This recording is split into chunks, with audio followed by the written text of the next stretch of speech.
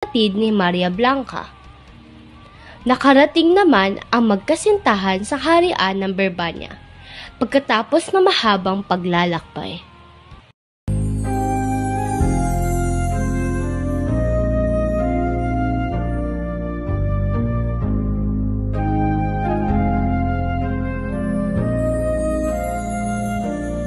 Nang makarating sa palasyo ay nagpaalam si Don Juan kay Maria Blanca. Naiiwan muna siya sa isang nayon habang ang prinsipe ay nauunang pumasok sa palasyo ng Berbanya upang makapaghanda ng isang magarbong pagsalubong para sa prinsesa. Ayoko! Huwag mo ko iwan! Sa una ay tutulang dalaga ngunit wala ring nagawa. Huwag kang titingin at malapit sa ibang babae. Pangako. Lahat ay masayang sumalubong sa pagdating ng prinsipe. Yakap ang salubong ng kanyang ama at ina sa mga oras na iyon. Ay naroon din si Prinsesa Leonora.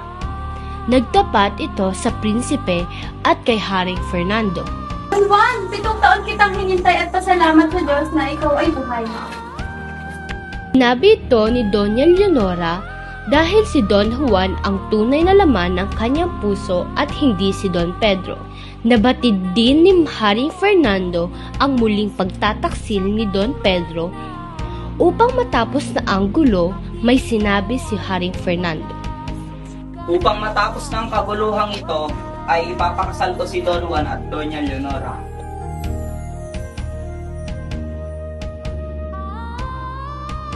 Ang paglimot sa sumpaan.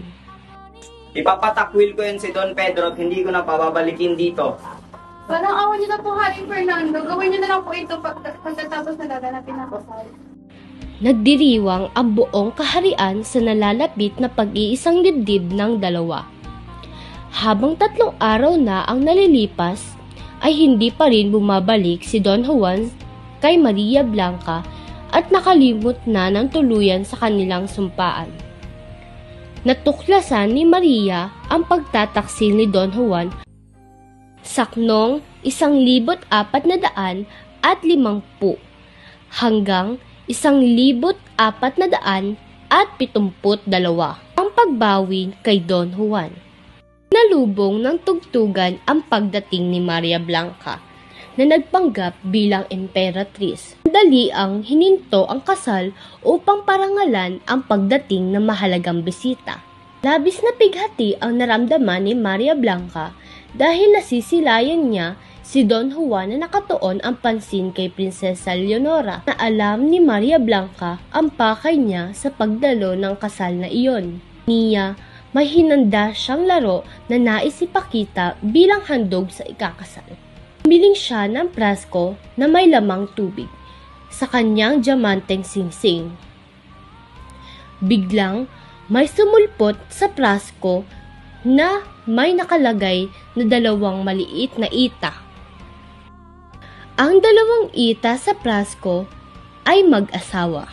Hampas ng negrita ang negrito gamit ang pamalo sa tuwing hindi ito nakakaalala, ngunit si Don Juan ang nasasaktan.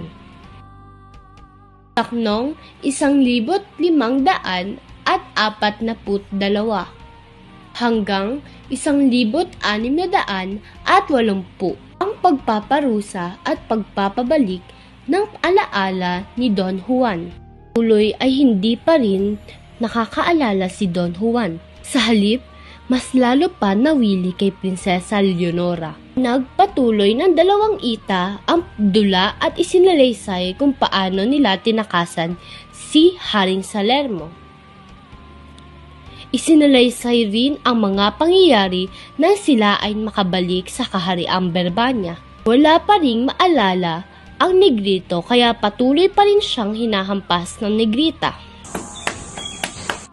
Sinawalang bahala ni Don Juan ang sakit na naramdaman pagkay ang laman ng kanyang puso ay walang iba kundi si Prinsesa Leonora. Naiyak si Maria Blanca dahil batin nitong tuluyan ba siyang nalimot ni Don Juan. Kinuha ni Maria Blanca ang prasko at akmang